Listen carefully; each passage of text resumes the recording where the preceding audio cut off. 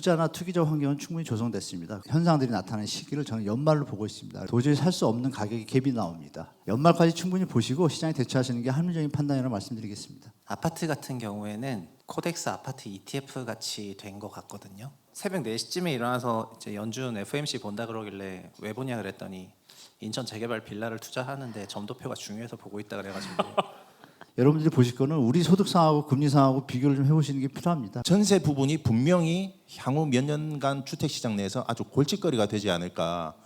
근데 그 거래량의 급감한 정도가 IMF와 글로벌 금융위기 수준보다 최저치입니다.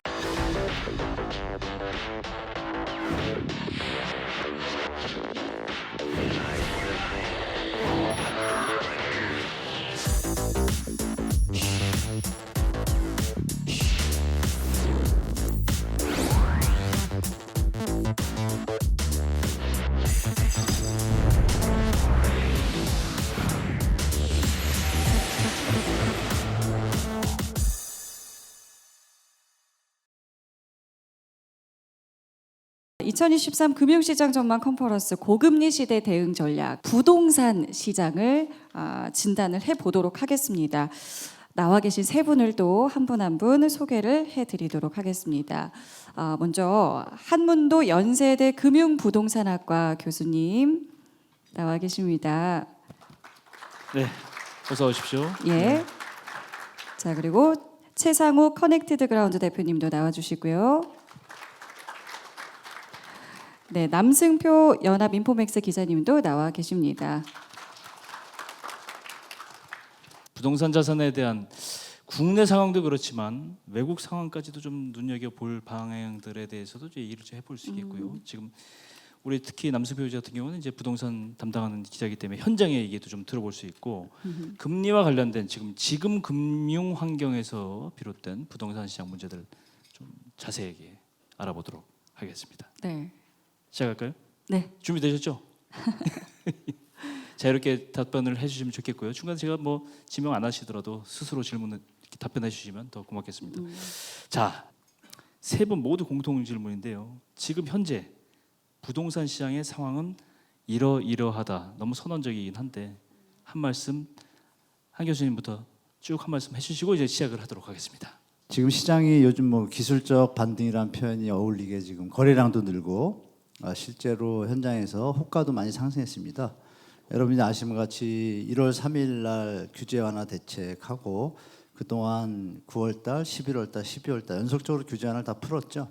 강남 3과 용산 빼고는 일단 규제 완화 다 풀었기 때문에 투자나 투기적 환경은 충분히 조성됐습니다. 그럼에도 불구하고 거래량의 증가 폭이 예년에 어떤 상승을 기대하는 수준까지 못 올라오고 있습니다. 그리고 아시는 바와 같이 특례보금자리론이 지금 2월 20일 기준으로 14조 5천억이 소진됐는데 60%가 대환대출용으로 소진이 됐고 40%입니다. 그럼 계산해 보면 40조, 39조 6천억이니까 40조에서 계산하면 4억씩 대출 받으면 한 4만 원 정도, 10만 원 정도 나옵니다. 주택이. 근데 60%가 빠지니까 4만 원 정도가 실제 수요인데 그럼 서울하고 수도권하고 지방하고 나누면 2만 원 정도가 유효 수요가 발생하겠죠. 근데 지금 한 달에 4, 5천 건 늘어나니까 앞으로 2, 3개월은 거래량이 좀 늘 수 있습니다. 중요한 건 그 다음이겠죠.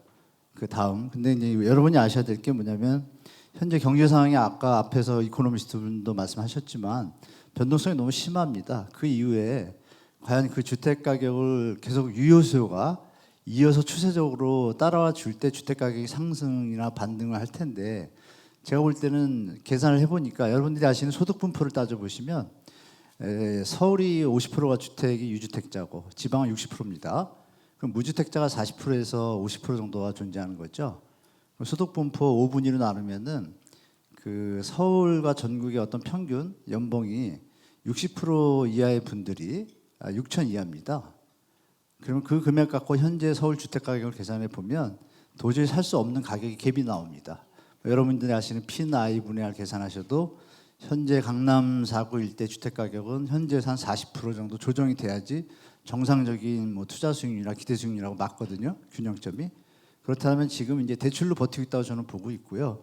그 유효 수요가 따라올 유효 수요가 너무 없다. 결론은 그렇게 말씀드리고 두 번째는 뭐냐면 수요의 이동이라고 좀 말씀드리겠습니다. 우리가 영끌 시절에 수요가 많이 늘어났습니다. 늘어났고 금리 인상 전에 아무런 대책이 없을 때도 거래량이 줄기 시작했습니다. 2021년 말부터요. 그리고 22년 한 해 계속 줄다가 아시는 바와 같이 작년 하반기부터 6월부터 미국 금리 인상을 급격하게 했지 않습니까? 그에 맞춰서 급격하게 집값이 내려왔어요. 근데 그러면 그 추세에서 우리가 볼 게 뭐냐면 수요가 저절로 금리 인상이나 다른 요건이 없음에도 불구하고 수요가 줄고 있었어요. 거래가. 근데 그 거래량의 급감한 정도가 IMF와 글로벌 금융위기 수준보다 최저치입니다. 그 얘기는 뭐냐면 수요가 없다는 얘기죠. 그러면 여기서 이제 문제는 뭐냐, 고금리가 되면서 가계부채가 많은 갭투기를 했던 분들이 버틸 수 있냐 없냐가 이제 계산이 나와야 되는데, 저는 개인적으로 계산해 보니까 3년 이상 버티기 힘들면은 변동성이 너무 심해서 올 연말 정도, 내년 초가 되면 그분들이 좀 버티지 못하는 분들이 매물이 계속 나오지 않을까. 결정적으로 거래량이 증가하는데 매물이 감소를 전혀 안 하고 있습니다. 전국적으로. 묘한 일이 벌어진 거죠. 그럼 매물이 늘어난다는 얘기는 뭘까요? 주택 가격이 하락을 멈추고 반등 기미로 돌아서는 게 벌써 4주째인데 매물이 줄지는 않아요. 그 얘기 뭐냐면 소유하신 분들 중에 투자용으로 하신 분들이 미래에 대해서 주택 가격이 상승할 거라는 기대감이 없다고 판단하는 게 합리적이겠죠. 그래서 여러분들이 2, 3개월 뒤에 유효 수요가 이미 없고 투자자 분들이 매도세가 강해지면 이제 시장은 다시 한번 데드캣 바운스처럼 저는 내려갈 거로 보고, 그것의 어떤 최대의 어떤 현상들이 나타나는 시기를 저는 연말로 보고 있습니다. 그래서 현재 상황이 규제 완화와 뭐 여러 가지 대책으로 인해서 잠시 반등을 했으나 추세적으로 이어질 가능성이나 체력이 너무 약하다라고 저는 보고 있습니다. 그래서 연말까지 충분히 보시고 시장에 대처하시는 게 합리적인 판단이라고 말씀드리겠습니다. 또 최성욱 대표님 네. 말씀 들어봐야죠. 예. 제가 생각할 때 우리나라 부동산 시장에서 아파트 같은 경우에는 거의 코덱스 아파트 ETF 같이 된 것 같거든요. 그래서 과거에도, 그러니까 원래 아파트 가격에 그 수요 공급 밸런스하고 대출과 금리 그리고 성장률 같은 그런 게 키 팩터이기는 한데, 요즘처럼 이렇게 매크로 지표를 아파트 가격의 실거래가나 전망처럼 완전히 연계돼서 움직였던 거는 이제 코로나였던 2020년부터였던 것 같고요. 그래서 지금 시장은 아파트 역시 정말 ETF처럼 굉장히 금융 자산화됐고, 실제 제 주변에서도 어느 날 이제 새벽 4시쯤에 일어나서 이제 연준 FOMC 본다 그러길래 왜 보냐 그랬더니 인천 재개발 빌라를 투자하는데 점도표가 중요해서 보고 있다 그래가지고 그래서 이제는 부동산을 투자하는데도 점도표를 찍고 투자를 하는구나. 약간 공감합니다. 이런 생각을 하고 있어가지고 이런 부동산의 금융화가 매우 진행이 된 것 같습니다. 그런 의미에서 그 코덱스랑 아파트 ETF랑 환경이 좀 비슷하긴 한데요. 전체적으로는 코로나 이전으로 돌아가는 그 대세 하락장인 것 같고요. 근데 그 안에서 정책 모기지라던가 그다음에 낙폭과대 지역에서 반등 실거래가 나오고 있는 그런 기술적인 반등이 조금 있는 것 같기는 하거든요. 그리고 거래량도 말씀을 해주셨는데 전반적으로 서울시 거래량이 1년에 7만 8만 건 정도 거래가 됐는데 작년에는 10,000 건 정도 거래될 정도로 7분의 1 토막 났기 때문에 거래 심리도 굉장히 얼어붙었고요. 그래서 저희가 지표로 표현하면은 지표 100이 지표 65로 거래됐다가 다시 70으로 올라오는 게 반등 실거래이고요. 그리고 지표 100에서 거래가 한 번도 없었기 때문에 이걸 하락을 얼마나 기표해야 될지 모르겠어서, 그래서 이게 한 80점 빠졌을 것이다, 뭐 75까지 빠졌을 것이다, 85일 것이다, 이런 보조적인 수단 때문에 아파트 가격 지표가 하락률이 아직은 확실하게 잡히진 아직 않는 것 같거든요. 그래서 전반적인 거래 소강 속에서 그 코로나 이전 자산 가격으로 돌아가는 그런 경로에 있는 것 같고요. 거래 활성화가 되게 되면은 시장 가격이 어느 레벨에서 결정이 될지 전체적으로 컨센서스가 한번 맞아질 것 같고, 그 다음에 이제 저희가 그 다음에 금리 레벨이다 이런 거 가지고 앞으로 어떻게 될지 좀 더 논의해 볼 수 있는 것 같습니다. 어쨌든 요약하면은 아파트 금융시장화 속에서 그러니까 대세 하락기 속에서 기술적인 반등 나오는 그런 구간인 것 같다, 이렇게 요약하겠습니다. 남숙표 기자님 취재하시면서 어떤 이야기들 많이 들으셨는지요? 사실 저는 이 자리에서 지금 이렇게 앉아 있을 게 아니라 제가 좋아하는 우리 한문도 교수님, 그리고 제가 좋아하는 우리 최상욱 대표님의 이야기를 기사를 쓰고 있어야 되는데 기자가 취재는 안 하고 여기 나와서 이야기를 하고 있네요. 뭐 두 분 전문가분들께서 어떤 수치라든지 이런 부분들에 대한 이제 정치한 얘기들을 해주실 거기 때문에 제가 이제 어떤 말씀을 드려야 될까 하다가 제가 이제 정책 당국자라든지 이제 건설사를 이제 경영하시는 분들을 만나보면서 느낀 어떤 그런 부분들, 뭐 제가 뭐 직접 뭐 부동산 뭐 중개 사무소를 이렇게 일일이 돌아다니지 못하고 정책이라든지 이제 기업 경영 측면에서 주택을 접하시는 분들을 만나보는데 그분들에게서 받은 느낌은 이거죠. 이제 그 2020년부터 21년, 22년까지의 어떤 고도로 주택 가격이 팽창했던 시기의 흥분은 아직 씻겨 내려가지 않았고 지금 일단의 어떤 충격이 왔는데 이것이 단기에 그치지 않을까라는 어떤 희망은 가지고 있는데 또 앞으로 어떻게 진행될지 모르겠다는 그런 불안함 이런 것들이 있습니다. 그래서 어떤 중견 건설사 이제 CEO분은 저에게 이제 그런 얘기를 하시더라고요. 어떤 발톱을 바짝 세우고 절벽에 매달려 있다. 그러면서 옆에 있는 이제 동종업계의 다른 분들을 보면서 누구 하나가 떨어져야 이게 제대로 된 대책이 나올 텐데 그 누구가 내가 되긴 싫다는 거죠. 그러면서 이제 매달리고 있다고 그러더라고요.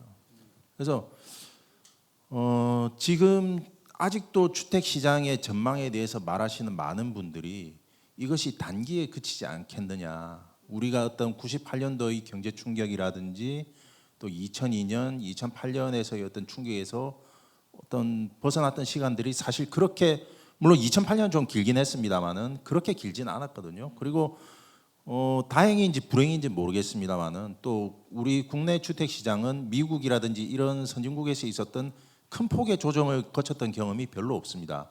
뭐 98년 외환위기 때는 약간 좀 다릅니다만 그래서 아직까지도 그 하락을 이야기하고 하락의 초입이라고 말씀하시는 분들이 많은데도 그 반대편의 한편에서는 그래도 뭐 한 1, 2년이면 끝나지 않을까라는 생각을 하시는 분들이 있으시더라고요. 그래서 그런 어떤 희망과 불안, 공포 속에서 지금 뒤섞여 있는 것이 지금 주택 시장의 어떤 심리적인 상태가 아닌가 그런 생각을 하고 있습니다. 저도 남 기자하고 생각을 같이 하는 게 이게 우리가 여러 차례 한국의 부동산 시장에 대해서는 누구보다도 학습 효과가 많은 거 아닙니까? 그동안 경험을 해왔고 근데 이 학습이 우리 다음번 학습 때는 들어맞지 않을 수가 있어요. 그게 문제 아니겠습니까? 이게 계속 가리라고는 생각이 안 되는 측면도 있잖아요, 그죠? 과거와 같은 패턴을 유지하지 않을 수도 있다는 생각. 그러니까 불안감. 이제 어떤 연준의 금리 정책이 통화 정책이 이제 틀릴 수 있는 부분들 이런 것들을 이제 이야기를 하셨는데 이제 월스트리트 저널이라든지 이런 곳에서 그렇게 얘기했죠. 과거의 사례를 보고 앞으로의 통화 정책을 전망하는 것은 백미러만 보면서 운전을 하는 거하고 똑같다. 지금 앞에 지금 분명히 헤드라이트 앞쪽에 새로운 상황들, 새로운 장애물들이 나오는데도 계속해서 과거의 백미러만 보고 이제 운전을 하는 거예요. 과연 그러면 그것이 정확하게 안전하게 우리를 원하는 곳으로 어떤 시장의 안정이라는 상황으로 몰고 갈 수 있을 것인가? 이제 그런 의문을 이제 던져보는 것이죠. 그래서 과거의 주택 시장이 이렇기 때문에 앞으로는 이렇게 갈 것이다라는 추정들 그리고 거기에 기반해서 곧 반등하지 않을까? 혹은 뭐 예전에 뭐 두 자리 금리일 때도 주택 시장에 대해서 뭐 이렇게 좀 투자적인 접근을 하기도 했는데 뭐 5% 금리에 우리가 너무 과도하게 긴장한 것은 아닐까? 뭐 이런 생각을 하시는 분들도 많단 말이죠. 근데 그런 분들은 이제 동일하게 연준의 통화 정책에 대한 비판과 동일한 이야기로 그것은 과거의 백미러를 리어미러를 보면서 앞으로 운전한 것과 똑같다. 그래서 이것은 예측할 수 없는 부분에 있어서 과거의 사례를 가지고 너무 과도하게 맹신하는 것은 좀 위험하지 않나 그런 생각이 듭니다. 여기에 대한 답변은 이제 두 분께 여쭤봐야 될 것 같은데 글쎄요 과거와는 좀 이번은 다를까요? 이 정면을 보고 운전하고 계시는 우리 교수님께서는 좀 어떤 생각 갖고 계신지 듣고 싶습니다. 네, 저는 좀 많이 다를 것 같습니다. 우리가 2008년도부터 겪었고 이미 저 2030 세대분을 빼고 40, 50, 60 세대들은 이미 다 알고 계시지 않습니까? 패턴을.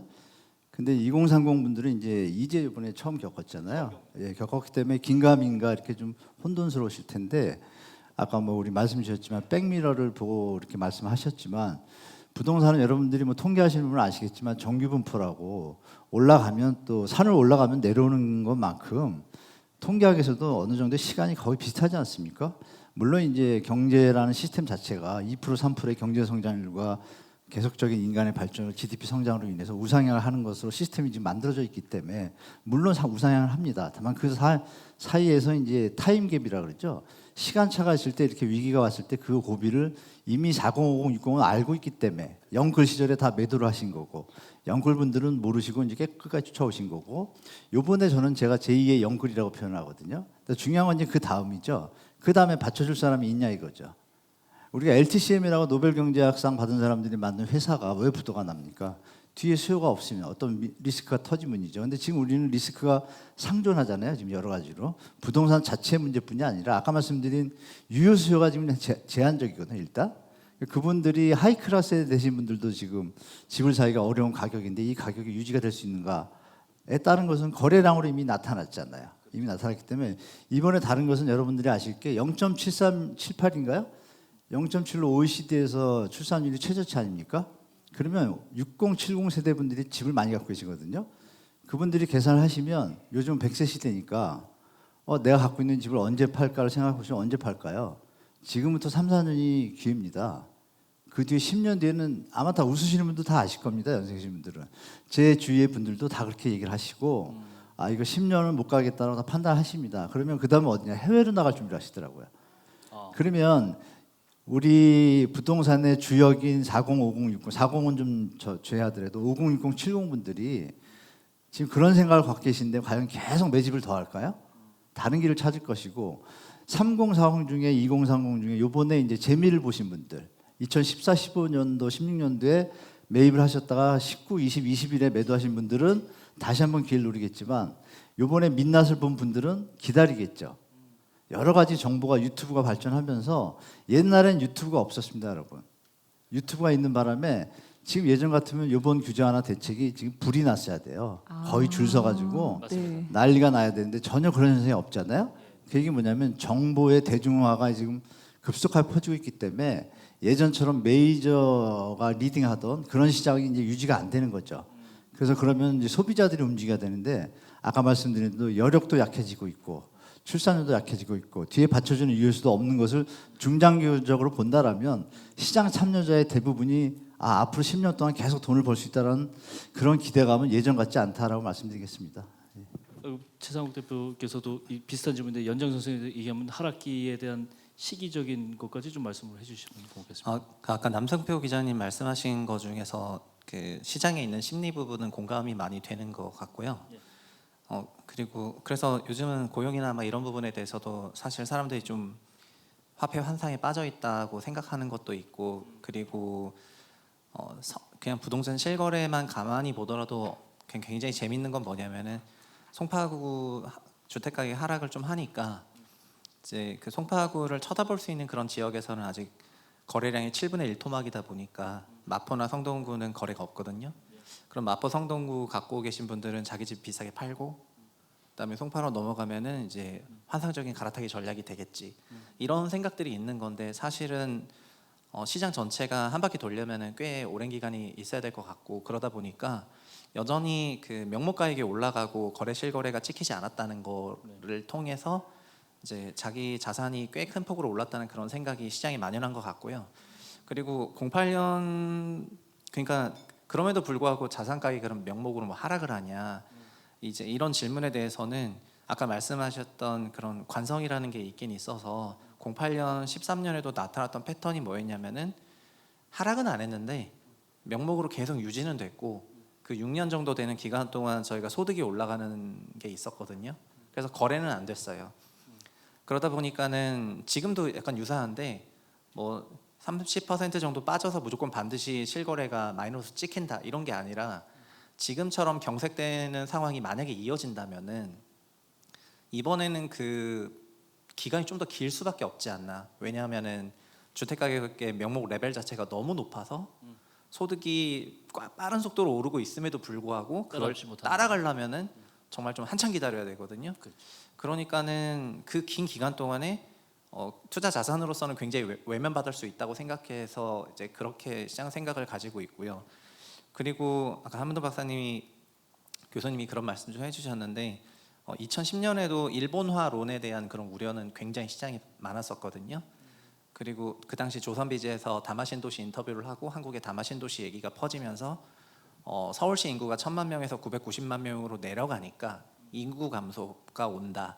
그 다음에 그때는 생산 가능 인구였어요. 생산 가능 인구를 키워드로 잡아가지고 총인구가 중요한 게 아니라 생산 가능 인구가 감소하니까 생산 가능 인구 감소 시점이 우리나라도 2020년대 중후반이니까 그때부터 무조건 이제 온다고 하면서 일본화론을 굉장히 퍼뜨렸는데 사실은 집이 더 사람보다 빨리 죽거든요. 네, 집이 태어나서 죽는 그 집의 라이프 사이클은 40년이고 이제 사람은 이제 거의 90년, 100년 살고 있는데 그리고 한 가지가 더 있는데 그래서 이제 인구나 가구 추계에 대해서는 50년 추계를 하잖아요. 인구 50년 하고 가구 25년 하는데 근데 그거를 보고 이제 소위 공급을 덜 하면은 이제 장기적인 공급 계획이 조금 감소하면은 되는 부분이 있긴 있어서 수요 공급 부분은 어느 정도 밸런스를 맞출 수가 있긴 한데요. 다만 이제 점점 일본이랑 비슷해질 거라고 생각하는 부분은 뭐냐면은 우리나라도 그래서 점점 버려지는 도시, 버려지는 지역, 그다음에 빈 집들 이런 것들이 엄청나게 많아질 수밖에 없고요. 그러니까 수요가 있는 쪽에서는 남아 있는 사람들의 소득과 자산이 높아지기 때문에 이제 경제 성장에 따라서 그런 완만한 상승할 수 있다고 생각하지만 반대로 버려지는 데는 상당히 버려질 수도 있다고 생각을 하고 대부분의 선진국에 있는 패턴들이 뭐냐면 도심 한복판도 버려지잖아요. 그래서 저희도 그렇게 될 수 있다고 생각을 하다 보니까 그런 거는 조금 우려스러운 부분이라고 보고 있습니다. 예. 한문도 교수님께서 이제 유효 수요 말씀을 하셨고 그다음에 쭉 말씀하신 걸 보면 이제 하우스 어포더빌리티 그러니까 주택 구매 능력에 비춰봤을 때에 구매 가능한 매물이 얼마나 있느냐 이런 말씀들 이제 많이 하시면서 어떤 결국은 수요가 뒷받침하지 못하기 때문에 이제 시장이 더 이상 현재의 가격 수준을 이제 유지하지 못하고 하향 조정할 것이다 이런 말씀을 많이 하셨단 말이죠. 근데 저는 여기에 약간의 의문을 제기하고 싶은 것이 뭐냐면 아까 그 소득 평균 소득을 말씀하시면서 현재의 집값이 지탱 가능하지 않다라고 말씀하셨는데 그건 아마 2020년에도 마찬가지였을 겁니다. 그러면은 그 이른바 19년에서 2020년으로 넘어왔을 때에 집값을 이렇게 떠밀어 올렸던 그런 수요를 가져왔던 것이 무엇이 있을까라고 했을 때에 저는 이른바 지금 전세의 문제를 좀 제기를 하고 싶어요. 뭐냐면 문재인 정부 때에도 가장 실패했던 게 뭐냐면 앞문 열어주고 앞문 막고 뒷문 열어주는 방식으로 해가지고 주택 매수 금융은 다 막아 놓으면서 그 집에 들어갈 수 있는 전세 금융에 대해서는 아무런 제재를 하지 않았습니다. 그렇죠. 그래서 어떻게 보면은 집을 사려고 하는 사람들은 LTV라든지 DSR로 인해서 보호를 받았다고 했을까 억제를 당했거든요. 그럼 이 사람들이 그러면 주택을 매입할 때 남은 자금은 어디를 통하겠습니까? 전세라고 하는 굉장히 후진적인 사금융 조달 시스템을 통해서 많이 자금을 조달을 했고 여기에 정부가 보증기관을 동원을 해서 전세 보증이라는 말도 안 되는 상품을 공급을 해버렸어요. 이게 왜 제가 말도 안 되냐고 말씀을 드리냐면 전세 계약이 집을 중심으로 두고 보면 임대인과 임차인이지만 전세 보증금을 중심에 놓고 보면 임차인이 채권자고 임대인이 채무자입니다. 그런데 이 채권자가 자기가 빌려주는 자금의 용도에 대해서 아무런 요구를 채무자에게 할 수가 없어요. 심지어는 채무자가 상환기를 넘겨서 디폴트를 내도 다음 채권자가 들어올 때까지 기다리라고 하면 기다려야 됩니다. 이런 말도 안 되는 제도를 통해서 사실은 2020년부터 엄청난 전세 금융이 주택시장으로 들어옵니다. 그래서 오늘 한국경제연구소 정경련 산하연구기관에서 추정한 걸 보니까 전세 보증금이 지금 한 1,000조 정도 될 거라고 추정을 하고 있더라고요. 근데 이게 그러면 어떻게 되느냐? 이 전세 보증금 1,000조를 둘러싼 채권 채무 보전 장치가 전혀 없습니다. 기껏해야 있는 것이 이제 법원에 가서 임차권 등기 명령 받는 것밖에 없거든요. 근데 그걸 한다 하더라도 채권 원금인 임차 보증금을 100% 상환을 받을 수가 없어요. 그래서 그 지금의 어떤 최근 2, 3년 동안의 주택 가격을 떠받쳤던 이 전세를 통한 사적 금융이 분명히 지금 문제를 일으키고 있고, 그 일례의 증상이 뭐냐면 바로 빌라왕이라고 얘기하는 속칭 이 전세 보증금 반환 사기꾼들, 그다음에 이 전세 보증금 금융을 둘러싼 사고들이 계속해서 터지고 있거든요. 그런데 지금 더 문제라고 생각하는 것은 그러면 전세 보증금에 대한 채권 채무 관계를 정부가 안전장치를 둬서 어떤 채권 회수가 될 수 있도록 이제 이 채권 채무자 간의 어떤 신뢰가 성립될 수 있는 장치를 만들어야 하는데, 그렇게 하기보다는 주택 보증이라는 정부 보증 기관을 내세워서 그 피해를 정부가 안는 방식으로 해서 대신 떠넘기고 있습니다. 그러면서 전세 금융 공급은 줄이지를 않고 있어요. 근데 제가 그 보증 업무를 담당하는 기관의 관계자를 만나보면, 아니 남 기자님, 임차인도 모르는 임대인 정보를 그럼 저희한테 가져오면 저희가 무슨 재주로 알아냅니까? 게다가 전세 반환 보증을 임차인이 가입을 합니다. 채권자가 왜 가입을 해야 되죠? 채무자가 가입을 해야 되는 게 정상 아닌가요? 라고 저에게 얘기를 합니다. 당신 말이 맞다. 그래서 지금 정부 보증기관이 마치 전세 시장, 전세 보증금 반환의 안전판인 것처럼 하고 있지만, 실상은 이 천조라는 거대한 부채가 사적 이익을 취하도록 해주면서 정부의 부담으로 넘어오고 있어요. 지금 엄청나게 넘어오고 있습니다. 이것들이 과연 정상적으로 시장에서 어떤 해소가 될 수 있을 것인가? 저는 이 전세 부분이 분명히 향후 몇 년간 주택시장 내에서 아주 골칫거리가 되지 않을까 하는 우려가 있습니다. 특히 유효 수요가 감소하는 시점에서, 이 유효 수요가 감소한다는 건 뭐냐면 누군가가 앞서의 어떤 전세 보증금을 대신 내주지 않는다는 거예요. 여기에서 지금 급격한 혼란이 생길 가능성도 있지 않은가 하는 우려를 한번 전해보고 싶습니다. 예, 그래서 답변을 조금 짧게 이어갔으면 좋겠는데요. 그래서 좀 확대를 해서 다음 질문을 좀 해보면, 결국 이제 깡통 전세 문제라든가 이런 거는 굉장히 정부 대책 부실을 꾸르고 이 제도 자체의 모순이 이제 확연하게 드러나는 거란 말이죠. 이거 큰 개념으로 얘기하면 부동산 가격이 하락됨으로써 일어난 일이에요, 전부 다. 그러면 결국 이거는 금융 리스크의 트리거가 바로 이 부동산 가격이 하락이 될 수 있다. 이런 위험성을 이미 하고 있잖아요. 이 부분에 대해서는 현실적으로 어떤 부분에서 탁 촉발이 되는 위험성이 제일 높다고 보시는지 일단 한 교수님께서 말씀 좀 해주시죠. 전세 대출 제도가 MB 정부 때 처음 시작했죠. 2008년도에 1억에서 2억으로 올렸고 효과가 대단히 좋았습니다. 바로 집값이 3억을 뛰었으니까요. 그럼 뭐 어린아이도 아는 것처럼 전세 가격이 집값을 받쳐주는 건 다 알지 않습니까? 사실 모든 국민이 다 알고 있는 사실이고, 정부가 직무를 유기하는 거랑 똑같죠, 어떻게 보면. 왜냐하면은 전세 대출을 안 해줬을 때 문제점이 뭐가 있습니까? 없습니다. 없죠. 네, 냉정히 보면 없습니다. 여러분이 아신 것처럼 미국이 서브프라임 터진 게 페니맥하고 프레디맥이 파생상품 만들어서 MBS하고 CDO 굴리면서 터진 거 아닙니까? 금융기관들의 목적은 채무자를 늘리는 거 아닙니까? 그 목적에 희생된 것뿐 현상이 이제 서브프라임인데, 우리는 이제 좀 그래도 동방예의주의다 보니까 누가 이제 머리를 좀 잘 굴려가지고 전세 대출을 활용하게 된 거라고 저는 보고 있습니다. 그걸 더 연구해서 박근혜 정부 때는 5억까지 상승시키지 않습니까? 전세 대출을. 그것도 묻지도 않고 따지지도 않고 인정소득이라 가지고 카드를 2, 3천 쓰면 갚을 수 있다고 판단해가지고 5억을 대출해 줍니다. 중요한 건 뭐냐?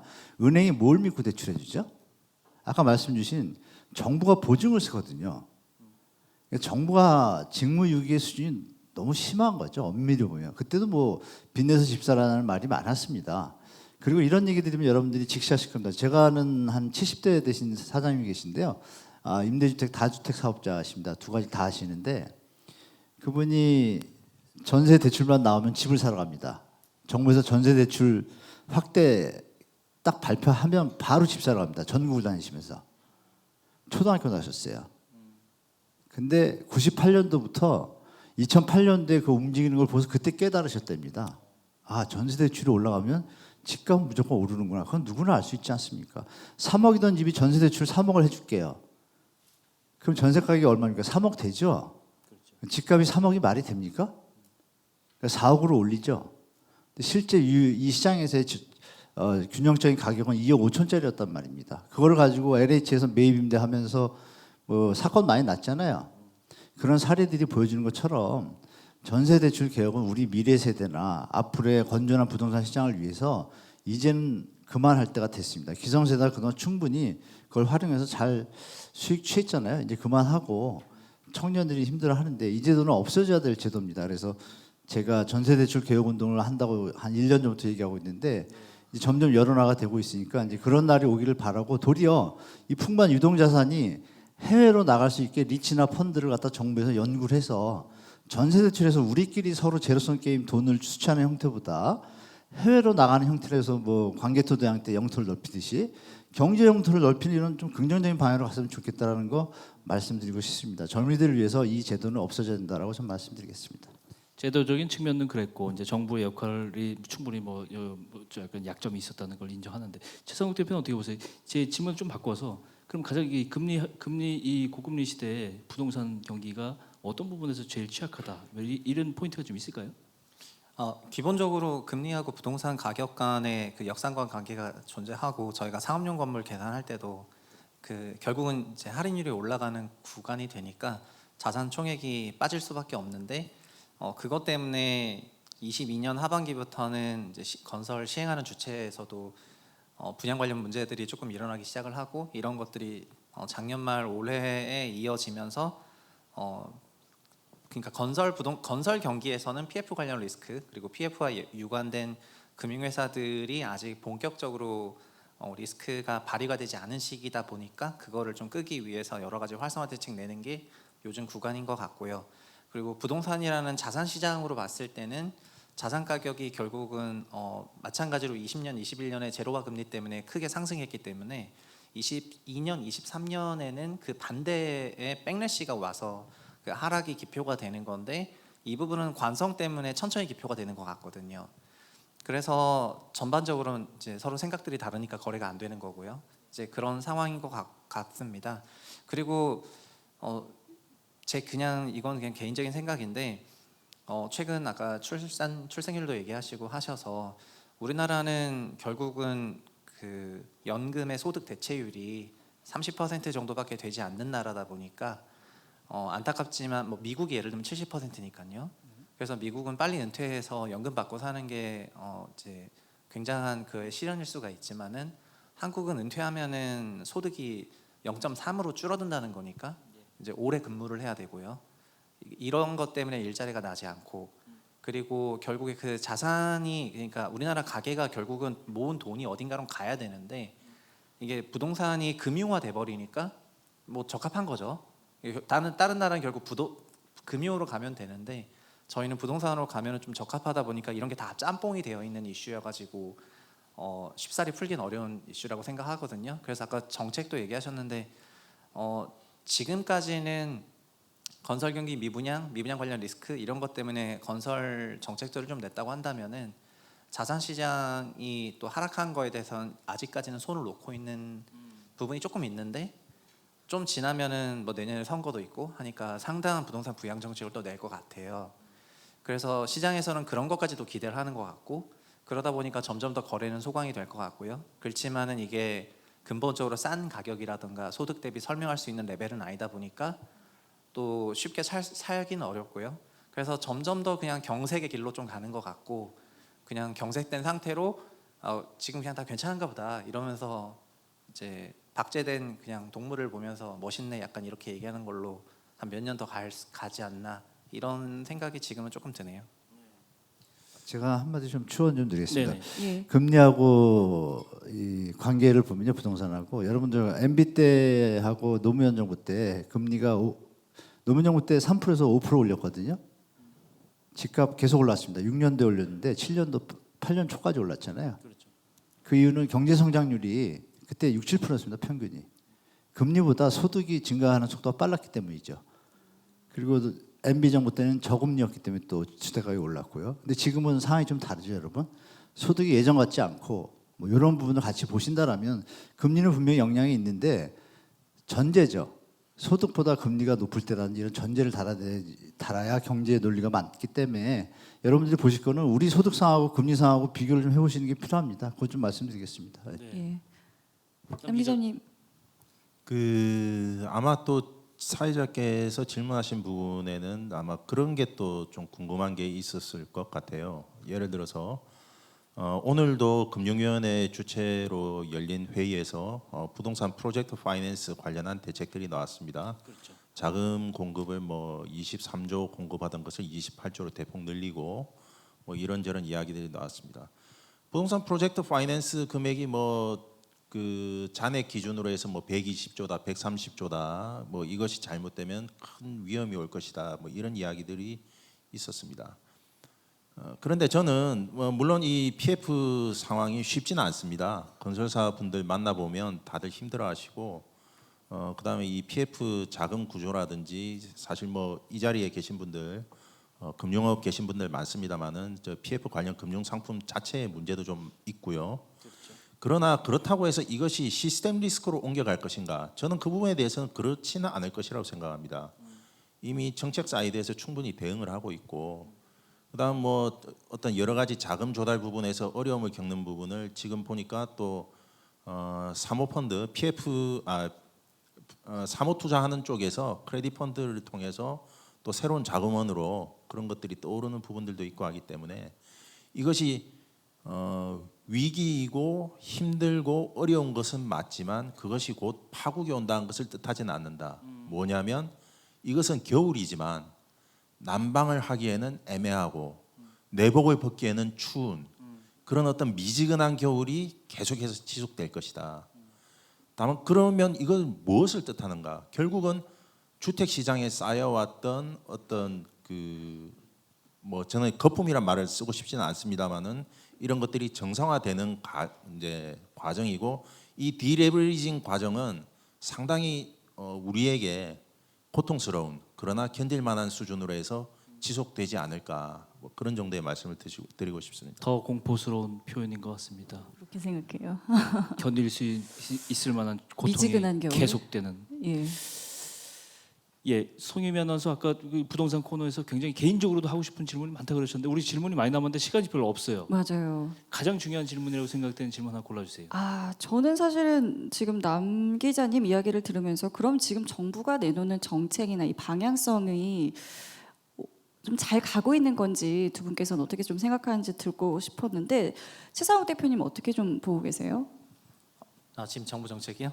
그 현 정부 정책은 그러니까 부동산 자산과 관련된 정책은 그 기조가 명확한 것 같습니다. 문재인 정부 때는 똘똘한 한 채를 지향을 했고 그 심지어 한 채조차도 실거주냐 갭 투자냐 이렇게 쪼개가지고 비거주 하시는 그런 갭 투자자들한테는 규제를 하려고 했으니까 그 한 채조차도 그런 모습이었는데 지금 윤 정부에서는 2주택자까지는 뭐 취득세든 종부세든 양도세든 다 경감시켜주고 플러스 한 채 초과 수요가 있다는 거에 대해서 인정하겠다는 그런 모습인 것 같고요. 근데 작년 말에 종부세 여야 합의하고 이러면서 어느 정도 그 과정으로 가는 것 같고 세 채 이상을 안정적으로 임대를 공급해야 되는 그 부분은 주택임대사업자를 부활해서 세 채 이상 갖고 있는 사람들은 보유 부담을 굉장히 높을 거니까 네이키드 세 채는 힘들고 주임사 들어오면은 괜찮다 이렇게 자산시장 구조는 그렇게 이미 짜놓은 것 같고요. 이거 아직 합의가 안 되고 공감대가 없기 때문에 좀 진행이 좀 더딘 것 같습니다. 그리고 신규 건설과 관련된 그런 쪽의 정책은 일단 지금 판단했을 때 시급해 보이니까요. 미분양이 늘어나고 그다음에 분양 유관 PF 관련 리스크가 저희가 2010년, 11년에도 유사한 문제가 있었기 때문에 좀 이제 엄부를 끄고 싶으니까 이쪽에 빨리 그 정책들을 내고 있어서 현 정부 정책은 그냥 지금 상황에서 풀 법한 그런 대책들을 내고 있다고 생각을 하고는 있고요. 뭐 다만 그냥 우리 사회 전체가 우리나라 전체가 맞닥뜨린 그런 문제에 대한 아직 어젠다는 없지 않나 이런 생각이고 하나가 더 있다면은 수도권에 좀 과밀화가 되면서 그러니까 저희가 전반적으로는 이제 다른 선진국들처럼 빈집이 많아지고 수요가 있는 데만 있고 없는 데는 매우 없어지는 그런 시대가 되게 될 텐데 그거가 없는 데가 지방이라는 거의 전체 지역이 이제 수도권에 빨대 꼽히는 형태로 가게 될 우려가 조금 높아 보이긴 하거든요. 그리고 현재 인구 가구 계속 늘어나는 건 경기도고 경기도가 인구 천당 주택수 385로 전국 꼴등이고 그렇게 집을 많이 짓는데도 불구하고 경기도에는 집이 부족하고 지방은 470 아니면 유럽처럼 500으로 가고 있으니까 이제 남아돌기 시작하거든요. 그래서 이제 한국에서 이게 맞나 이거에 대해서 고민을 되게 해볼 법한 시기인 것 같은데 이제 그런 건 없고 그냥 이제 건설 경기 살리자 약간 이런 것만 하고 있어가지고 제가 생각했을 때는 조금 근시안적인 부분이 없지 않다. 네. 한남 기자 이 말씀 지금 최 대표님 말씀을 기사로 좀 써야 될 것 같아요. 이 부분은 굉장히 사실 우리 최상욱 대표께서 저 이제 금융권에 계실 때에 상당히 애널리스트면서도 정책 분석을 잘하는 분으로 굉장히 유명했습니다. 그래서 방금 말씀은 상당히 좀 유의미하게 받아들일 수 있지 않을까 그렇게 생각합니다. 네. 또 시간이 됩니까? 예. 네. 일단 너무 만만하게 시장 보시면 안 되실 것 같습니다. 지금 PF 얘기 나왔었는데요. 2009년도에도 우리가 똑같이 대책을 다 했는데 2011년도에 저축은행 사태가 터졌잖아요. 초단기물이 지금 60%인데 그게 과연 전제 조건이 그거지 않습니까? 분양이 된다라는 전제 조건에서 이게 풀릴 수 있는 건데 분양이 될 어떤 그 모습이 좀 잘 안 보이니까 결국은 잠시 뒤를 무르는 문제가 되겠죠. 2년 뒤 정도까지. 그런 문제에 대해서 좀 대비하시고 정부의 정책은 뭐 최선을 다하고 있습니다. 다만 아쉬운 점은 그 무주택자, 뭐 전세자에 대한 배려가 이 다주택자나 이쪽 방향만 좀 치우쳐가지고 이쪽도 같이 좀 균형적으로 해준다라면 뭐 국민들이 좋게 보겠지만 이쪽을 계속 배제하고 이쪽 다주택자나 건설상을 위한다라면 조금 아쉬움이 있을 것 같습니다. 그 부분이 정부가 좀 신경 쓰시면 좋을 것 같습니다. 네. 한 분 정도께 예, 예, 좀 예. 시간을 드릴 수 있을 것 같은데 세 분께 혹시 나 이거 좀 여쭤보고 싶다라고 하시는 분 손 들어주시면 저희가 마이크 전달하겠습니다. 있으실까요? 예, 그러면은 저희가 이제 세 분과는 여기서 좀 인사를 드리겠습니다. 오늘 부동산과 관련해서 참 여러 가지 이야기 나눴는데요. 지금까지 한문도 연세대 금융부동산학과 교수님, 최상욱 커넥티드 그라운드 대표님, 남승표 연합인포맥스 기자님과 함께했습니다. 고맙습니다. 고맙습니다. 네, 이렇게 저희가 부동산 시장 점검까지 함께했습니다. 시간이 참 부족하다는 생각이 드네요. 시간 아쉬웠어요. 정책 얘기도 좀 묻고 싶고 아직 성유미 아나운서도 묻고 싶은 질문이 사적인 질문이 있었잖아요. 나가시면서 물어보세요. 과연 1급지의 부동산 정책은 어떻게 되고 있는지 그거 물어보고 싶다 그러셨잖아요. 네, 개인적으로 물어보십시오.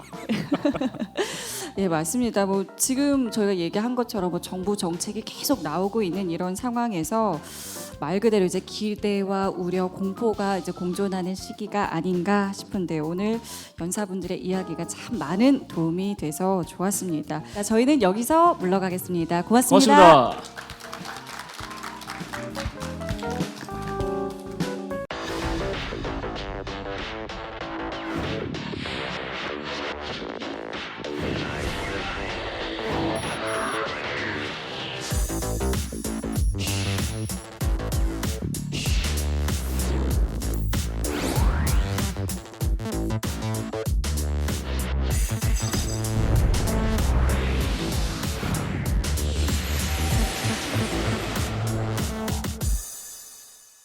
금융투자로 돈 벌기 쉽지 않으시죠? 그런데 불가능한 것도 아니죠. 글로벌 IB 트레이더의 눈으로 본 더 넓은 금융의 세계, 그들의 투자의 기술 정말 궁금하지 않으십니까? 여러분들을 응원합니다.